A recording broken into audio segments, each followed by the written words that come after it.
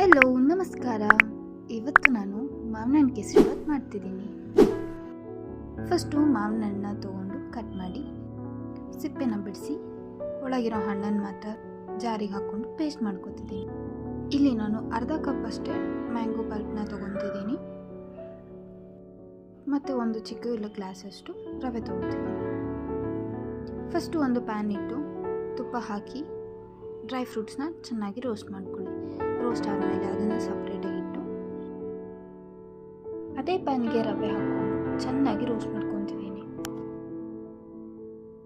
ನಾನಿಲ್ಲಿ ತೋರಿಸ್ತಿರೋ ಹಾಗೆ ರವೆ ಚೆನ್ನಾಗಿ ಹುರಿದಿರಬೇಕು. ನೆಕ್ಸ್ಟು ಒಂದು 1/4 ಗ್ಲಾಸಷ್ಟು ಹಾಲನ್ನು ಆ್ಯಡ್ ಮಾಡ್ಕೊತಿದ್ದೀನಿ. ಜೊತೆಗೆ ನೀರು ಹಾಕ್ಕೊಂಡು ಚೆನ್ನಾಗಿ ಕುದಿಯೋಕ್ಕಿಟ್ಟಿದ್ದೀನಿ. ರವೆ ಬೇಯಬೇಕಾದ್ರೇ ಮ್ಯಾಂಗೋ ಪೇಸ್ಟ್ನ ಹಾಕ್ಕೊಂಡು ಚೆನ್ನಾಗಿ ಮಿಕ್ಸ್ ಮಾಡಿ. ಯಾವುದೇ ಲಂಪ್ಸ್ ಇಲ್ದಂಗೆ ಮಿಕ್ಸ್ ಮಾಡ್ಕೊಳ್ಳಿ. ಅದಾದಮೇಲೆ ನಾನಿಲ್ಲಿ ಬೆಲ್ಲ ಆ್ಯಡ್ ಮಾಡ್ಕೊತಾ ಇದ್ದೀನಿ.